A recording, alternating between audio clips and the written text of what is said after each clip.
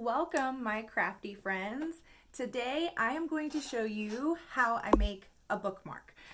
So without really any instruction, I'm just going to get right to it. I think we need to just dive right in so you guys can see the process that I go through with making some bookmarks. So let me angle you guys down so you can see my workspace, which is honestly a little bit of a mess. I'm a little crazy in the head, and so my my desk represents that. So I'm going to point you guys down, and I'll point out what I have here. All right, so as you can see, I've got a couple of things here. First off is my glasses. I'll put those on. I didn't want to have them on for the intro because it reflects back the light ring that I have pretty bad. So I'm going to pull my hair back here as well. All right, so as you can see, I have two lengths of fabric. They have this really neat pattern in here, which reminds me of a cross, and that's something that somebody had asked for, was a cross bookmark, something that showed faith, was a religious type of bookmark, so that's what I'm doing. So I've already put on one end, and this is called a crimp. That's what this is called, is a crimp. And it's already been crimped on, so I'm going to show you the other three. 1, 2, 3. I still have some ends to go. I've got these little pliers here. They're actually arrow knock type of pliers. So like for a bow and arrow, that's what this is. So knocking pliers here. I already just kind of pre-cut ahead so that I don't have a whole lot of distance to close when I put the fabric in. And this part takes a little while, takes a little patience, because you're balancing the ribbon crimp inside the pliers.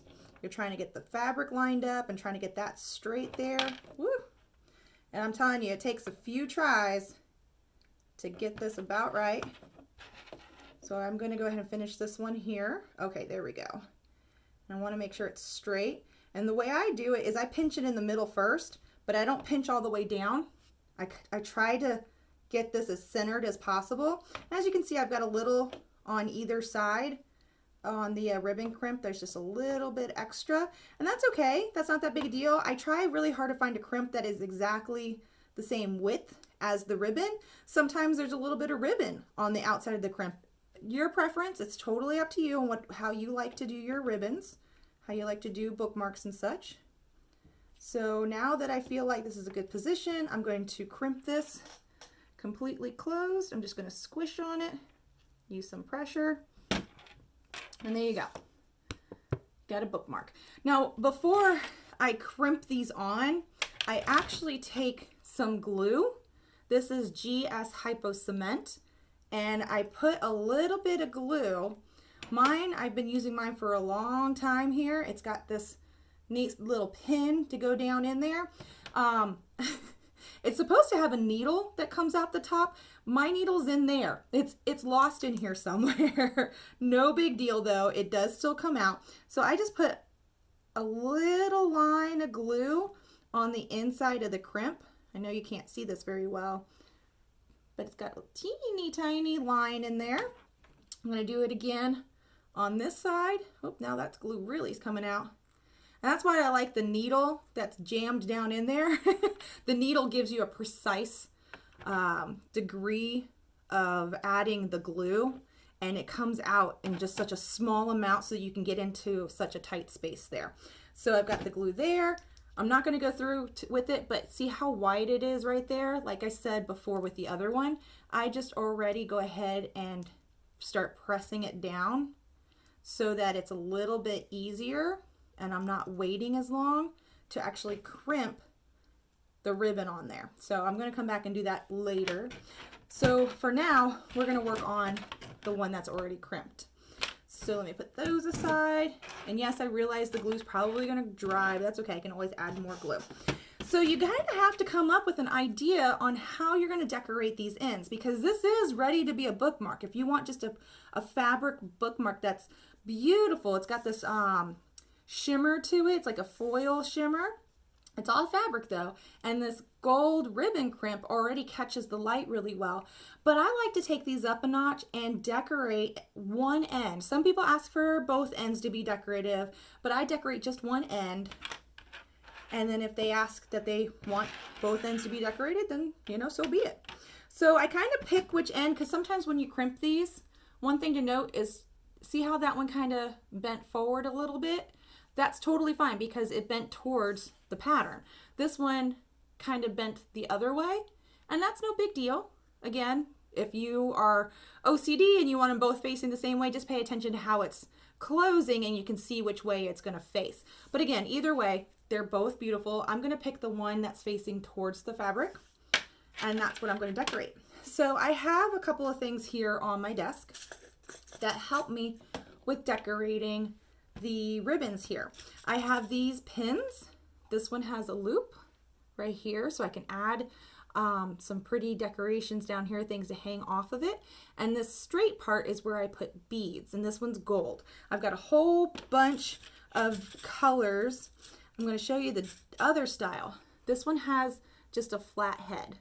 There's no loop there. So if you don't plan on putting anything at the end, this is a great one to put with your bookmark, but you do have to be careful because sometimes these will go all the way through your bead. So sometimes you have to put a seed bead, like a teeny tiny bead, to start it, because if you start with a bead that has a large hole, this is just going to slip right through it.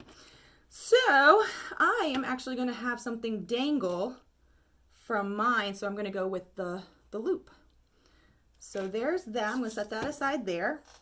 I've got these needle nose pliers here, but they're the round type of pliers so that I can bend the wire here at the end as well too. So I've got these two items, and another item that I like to have close by are my tweezers, because I like to pick out these things called jump rings. It's hard to reach in with my fingers and pick out just one individual without a lot of them going everywhere. So the tweezers help really well there. And sometimes with just picking things up, the tweezers are helpful. So like this little guy here, got this. Just kind of helps it to get in my fingers a little bit easier. So these are my gold jump rings. I've got my gold pin with the loop. Now the next step is, what am I going to put on this? Well, again, like I said, my friend wanted something that was on the religious side, so I've got a very pretty gold cross right here. It's hard to show that. There we go, a little gold cross. We got a second one for the other bookmark. But I've got a variety of things happening here. I have my beads all laid out in front of me. Here, I'll kind of show you guys. I've got a whole bunch of drawers with all sorts of color beading, and I'll actually do a video that shows you how I organized all my beads so that it's a little bit faster for me to find things. So I'm going to decorate this with some blacks and golds because I think that pulls out the just the beauty of the color black, because black is a universal color. That's why every woman has like that little black dress. It's because it looks good. So I'm going to pick out some really pretty black jewels here. I really like, whoops, and that happens, so just go with it. I've got this really pretty one that catches the light. It's multifaceted here, very gem-like. I also have this really pretty see-through one. These are really, really pretty colors here. Now, a lot of these have more of a silvery tone to them. This one's very sparkly, but it's more of a silver. So I'm going to avoid that since I've got gold going on here. I think I like these two. So I try to pull out things that I think are going to work really well, but I keep this nearby because there's some other items in here that are really small that I can use as like spacers or something to help me find more length. Another thing that's really great are these little tubes, and I've put in them these types of metal spacers so that, again, it can add more decoration to it. So I've got these little guys in here ready to go. All right, so first thing you do is you just kind of hold your pin, grab the bottom, and you just play around. You figure out what you like as far as the design goes. So I'm going to put this one here. I kind of like the idea of having something in between, but before I put something in between, I'm going to put this on top. See, I can already tell you that this combination's not going to work, and here's why. there's not enough room at the top to bend it to a loop, because I have to finish this. I have to somehow attach this to the ribbon itself down here. And it's not going to attach if I can't get a loop on there.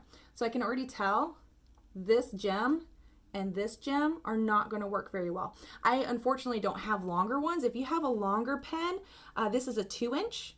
If you have like the 3-inch, then this would have been beautiful. This would have worked great. But for me, it's not, and that's okay. I think I'm going to opt to keep this one on.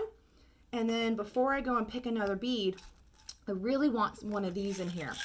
I like a lot of sparkle, so I'm just going to kind of look through what I have on my hand and pick something that I feel like resonates with the person that would be interested in this. Now this right here kind of already has a cross-like quality to it because it's got the 4 lines there.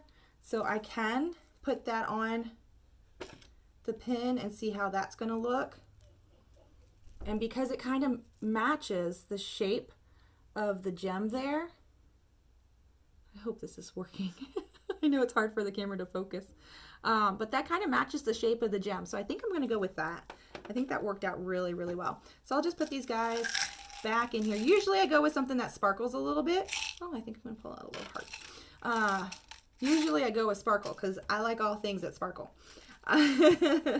But I really like the way that this particular piece kind of echoed the shape of this gem. So I'm going to go with that. Now, because I've added something that's taller as far as the spacer, I need to go with a smaller gem here. So I'm going to go back to this little guy and look in here to see what's a little on the smaller side as far as what would fit. That might work.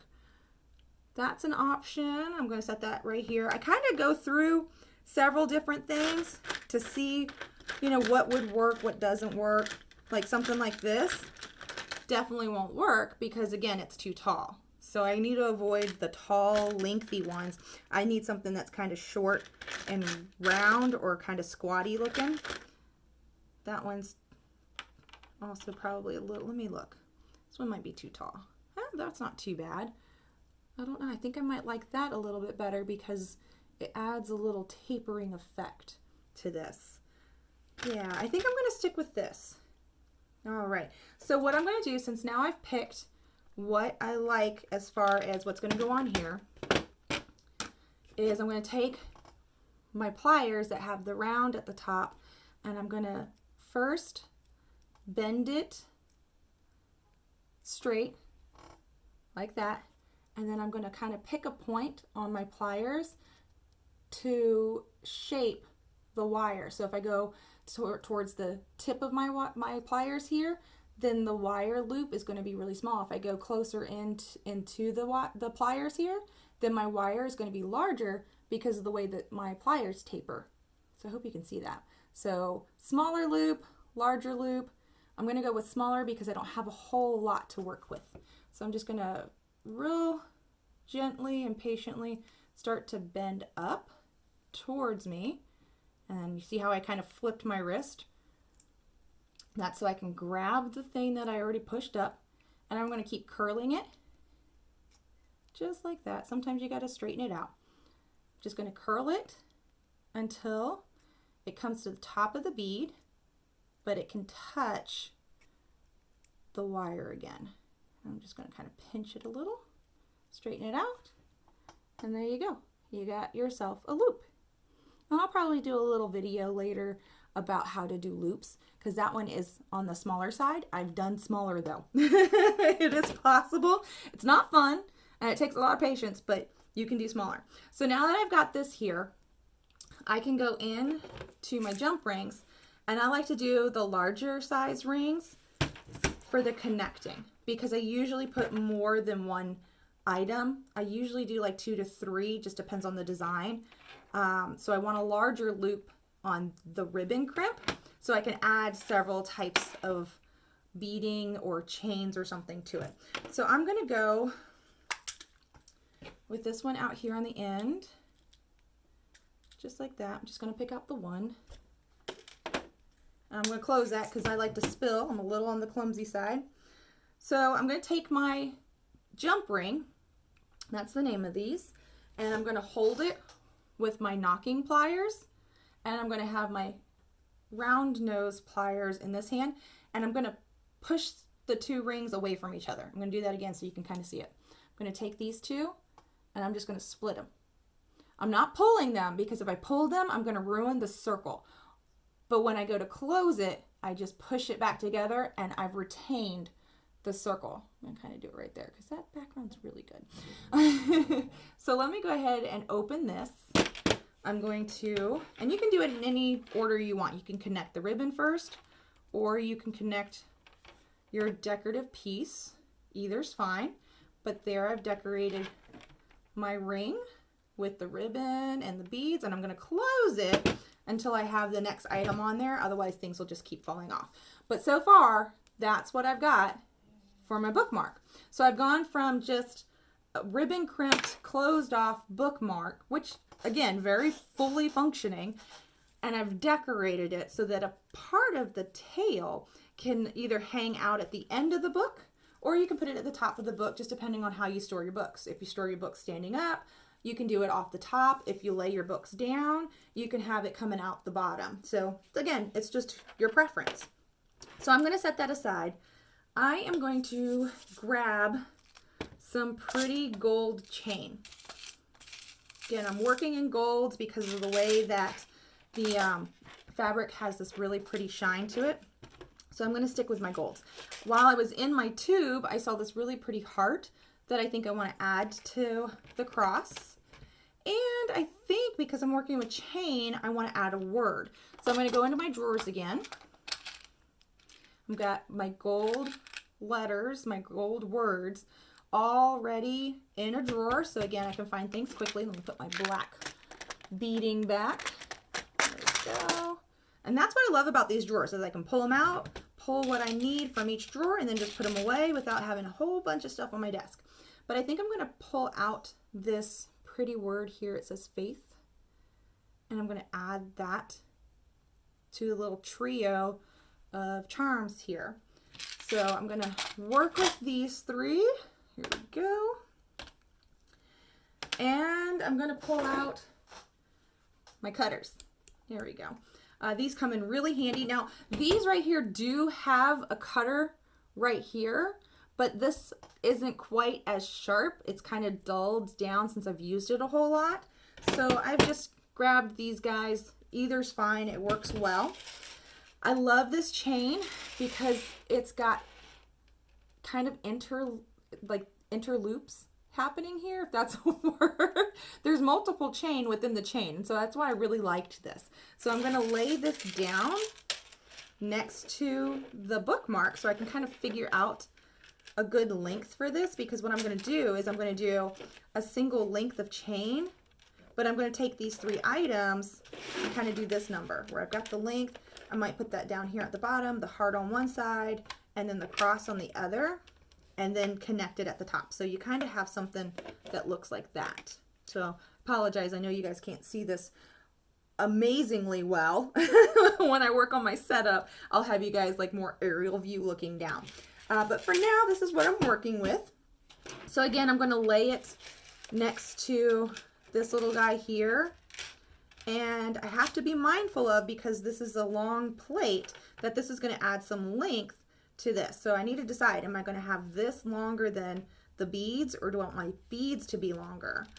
And I think I want these three charms to be slightly longer than the actual beading itself. So I'm going to end up having a jump ring attached to the jump ring that's on the bookmark, and I'll have a couple of jump rings that I'm going to need to pull out to attach the charms to the chain itself. But first I've got to cut that chain, and I kind of like where I'm at right here. So to help me keep that kind of space, that spot marked, is I just grab one of these little pins that have failed over time, and I just slide it through, and that kind of tells me where I need to make my cut. So I'm going to put my thumb there now. Again, it's however you find works for you. And because this has multiple rings, because they are interlaced interlopers, interlacing, I don't know. They're going in and out of each other. There's a bunch of different rings here. All right, so that's cut. I'm going to put this back in its drawer. Yeah, right here. I'm going to put this back in here so it's not in my way. And these guys all fell off, and I just kind of push them back so they're not in my way. I check my chain. Yeah, okay, cool. So I don't have any broken spots here from where I cut it. So there we go. We've got a chain length here. And you can work either way. You can start putting this on and working with it, but I like leaving it loose and adding the charms first. So let's go ahead and do that. I'm going to pick some of these smaller ones to attach the charms to the chain, so they're not quite as big, so that your eye doesn't go immediately to the rings. Your eye focuses more on these charms. So I'm going to go with this size here. Again, I need a mark on the back, these sizes, so when I tell you guys I'm going with this size, you know what size I'm talking about. But I love these little compartments because it keeps everything together. They're not all spilled into one large drawer or container. It makes it so easy to quickly grab the size ring that I feel is going to work. And it's trial and error. If as I go, I hold up the finished product and I decide, ugh, I don't like how big those rings are, you can pull them off. You don't have to be stuck with the thing that happens. Like your finished product is not your finished product. You can fix that. So I've got this here, but before I close it, I'm going to attach it to the chain. So before we give that a close, I'm going to find the end here, attach it. I'm holding it with my pliers here so that my fingers aren't, because it's hard to get at the piece itself, at the ring, when it's in your fingers, because I've got some thick sausage fingers here. In the words of Shrek, sausage fingers. I don't know if I just dated myself there. But yeah, it's easier to hold the ring with your pliers. So I already have the little face word plate attached to the chain there.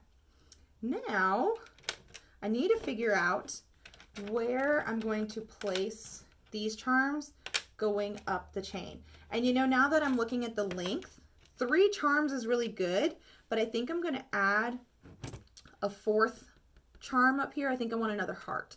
I think what I want to do is do a heart, cross, heart, because of how long this is, and the heart is really small. So I'm kind of looking at this going, hey, let me add on another item to give it more pizzazz, because we like pizzazz. We like to take things up a little level here. All right, so I'm kind of liking this. I think I like the hearts to be opposite. There we go. There we go. Okay, so again, just kind of eyeball things. And again, hold it up if you're liking it. Then stick with it. If you're like, I think the cross needs to go up or the cross needs to come down, then just move it. It is totally up to you.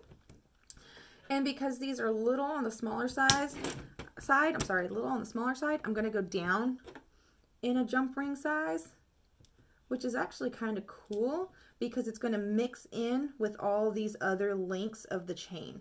So I'm going to start there. Let me go ahead and grab out 2 more. So see how teeny tiny this is? If I was reaching in with my sausage finger, the things would go everywhere. So I'm just going to grab out 2 more of these guys, put that to the side, grab my pliers.